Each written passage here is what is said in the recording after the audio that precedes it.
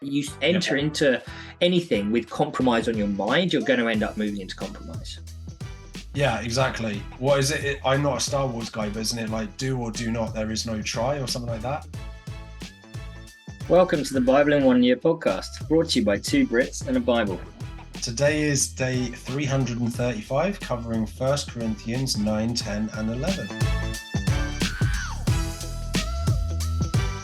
Right. So, well, following Bevan's, whatever you're going to call it, yesterday around the rock-offs, he's decided to give me the opportunity. So, all right, let's do it. Let's see what happens. 3, 2, 1. 3, 2, 1. Nice. Oh, and I needed that. Yes, you did. I was getting to the point where I was like, I do the editing. I could just edit in a bunch of different ones where I won. But I wouldn't quite stoop that low. I mean, I might, but it's unlikely. We'll see how close it gets at the end. Yeah. So my first point here in 1 Corinthians 9, it's this section in sort of 19 through to 23, where Paul is, and it's titled Paul's use of his freedom. And it's saying, though I am free and belong to no one, I've made myself a slave to everyone to win as many as possible. To the Jews, I became like a Jew to win the Jews. To those under the law, I became like one under the law, though myself am not under the law, as to win those under the law. And it keeps on saying like that. And basically what I took that to mean is, and I had a note here previously, actually, I don't know where from, but Paul is empathizing and trying to be able to relate to everyone from any walk of life in order to make the gospel relevant to them. Right. It's not saying that he sort of sacrificed his morals and became like them. It's just saying that he was able to do that, where it's like, actually, you hang out with people that are proper posh, you might, take the cap off and try and act a little bit posh. You hang out with gangsters, you might turn it backwards. You hang out with Pokemon players, you might turn it sideways. That wasn't quite what I was going to say, but whatever. So that whole idea of being able to empathize with people to be able to make the gospel relevant, because if it's so unobtainable and irrelevant to people, why are they going to bother? You have to make it relevant to where they're at. Right. And I would say that that's something I've observed in the church a lot. Unfortunately, in certain places, there's sort of a lack of meeting people where they are.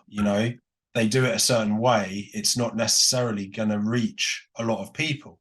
And it can even get sometimes, to a point almost of arrogance of like, well, I'm telling you the truth. I'm going to tell it to you the way that I want to tell it to you. And if you don't like it, that's sort of on you. And it's like, no, we should try and bend over backward. If we really believe in hell, which we do, then we should really be doing anything we can to try and reach people where they are. And that's a godly thing, right? Because that's what Jesus did. Jesus tried to meet us where we were, not be like, well, I'm God, get over it. It's like, no, literally they're washing people's feet and stuff. It's like, wow. Yeah. So yeah, that's awesome, dude. That's literally was my first point as well. I think that it's a good thing for our soul anyway, for our own well-being, to just try and spend more time empathizing with our fellow brothers and sisters. Yeah, and to put yourself in other people's shoes. Like, I know you've done quite a lot of work with people, with the homeless before, and I'm kind of want to try and get us into doing it just to give our kids a bit of an idea on what other people live like and stuff. I think, like you said, mate, it's a great thing to do in general. 100%. Keep going, man. I've only got one other point. All right. Peter's heavy episode. So straight out the back of that, the next title is The Need for Self-Discipline. And it's saying 9 verse 24. Do you not know that in a race, sorry, this is a different point. Do you not know that in a race, all the runners run, but only one gets the prize? And I was like, well, that's not true anymore. Everyone gets a bloody prize these days. Yeah. But it says run in such a way as to get the prize. Everyone who competes in the games goes into strict training. They do it to get a crown that will not last, but we do it to get a crown that will last forever. Therefore, I do not run like someone running aimlessly. I do not fight like a boxer beating the air. No, I strike a blow to my body and make it my slave, so that after I've preached to others, I myself will not be disqualified for the prize. And it's about taking control and having discipline in what we're doing. And secondly, it's then also about being properly motivated to bring other people to Christ, not just doing it in a sort of a wishy-washy way. I remember I think it was you, the analogy when you first became a Christian of like, oh, I'll try and stay celibate.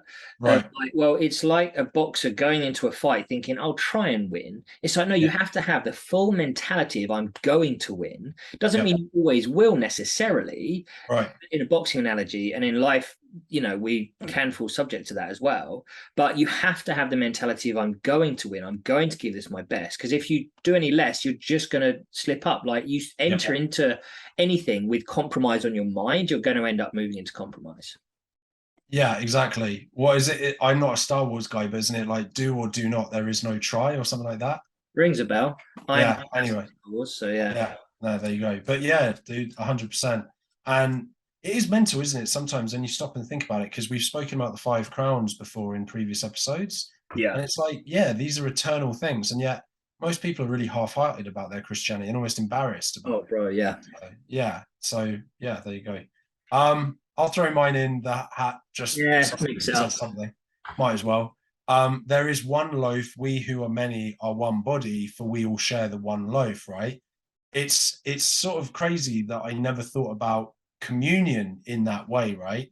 It's not just for us to commune with Jesus, it's also for us to commune with the rest of the body of Christ. Yeah. I know that seems like such a simple thing, but it's actually deepened my feelings about communion quite a bit, because the deepest thing is when I'm taking the elements, I'm, connecting with Jesus, connecting with God. But the idea now that instead of it just being a connection between me and him, it's sort of a connection between me and him, and then actually everyone else who's engaged in that. I don't know. It actually is a simple thing, but it really blew my mind. Yeah, no, that's fantastic. I love it. That's really cool. Yeah, you saw. Yeah, good. That's good. I was thinking about it. Yeah. So just stepping back slightly, yours was 10:17, back into sort of 10:12:13 or so. It's saying no temptation has overtaken you except what is common to us all, and God is faithful. He will not let you be tempted beyond what you can bear. But when you are tempted, he will also provide a way out so that you can endure it. And I think that's a really key verse, because we will face temptation, we will face trial, but not beyond what we can bear. And we need to remember that sometimes, where it feels like, oh, well, it's going to happen eventually, I might as well just give in to this, whatever it might be. No, you can get through it. Gather people around you to support you, to spur you on, and you can do it. And I think the most dangerous time, the verse before it, verse 12, so if you think you're standing firm, be careful you don't fall, because that's the time where we're most likely to screw up, is when actually you guard down because you think you're unbeatable, right? Yeah. And I think then between itself is massive. Actually, our pastor today gave an analogy pretty much the whole way through of Canadian geese, which is great. And one of the things he mentioned was actually that geese, they constantly honking as they're flying, and they're doing it to like encourage each other and like cheer them on. But then he also used the analogy of spurring someone on, which is actually the spurs, the steel pointy things on the back of your boots that you use to spur the horse on. Sometimes you need to give people a good kick up the arse. You need to spur them on because they need it, but you also need to cheer them on when it's needed as well. And the difference between the two, they have the same outcome, but actually just need to be handled very differently. So yeah, it was quite cool the way he drew that together. He did reference the Mighty Ducks as well, and the Flying V was classic. What more could you want? Love that. Bring us home. I'm intrigued by Bevan example. Yeah, so here 11:28. Everyone ought to examine themselves before they eat the bread and drink of the cup. For those who eat and drink without discerning the body of Christ eat and drink judgment on themselves. I remember when you were at a church a while back and they wouldn't let you take communion. And it's like, surely that's up to each individual person. And this is the verse that I think speaks volumes of that, where actually it's down to me and my relationship with God, not whether you tell me I can take communion or not. And I know different denominations have their own thoughts, but yeah. I love that. And that's exactly right. What was crazy is that I spoke to the pastor about it, and he was like, the reason we don't let anyone openly take communion is because it can do spiritual damage. And I agree with that. But I was like, do you think it would do spiritual damage to me from what you've seen of me? Do you think I have a relationship with Jesus? He was like, yes. So I was like, so you think that I should be able to take communion, but you won't let me? And he's like, yeah. So it became more of a church politics thing. But I will say that if you are not a Christian, I don't think you should be taking communion if you don't believe that God is God. True. Anyway, don't want to overrun. Could unpack that more. Tomorrow's readings are going to be 1 Corinthians 12, 13, 14. Like, share, cheers. See you tomorrow.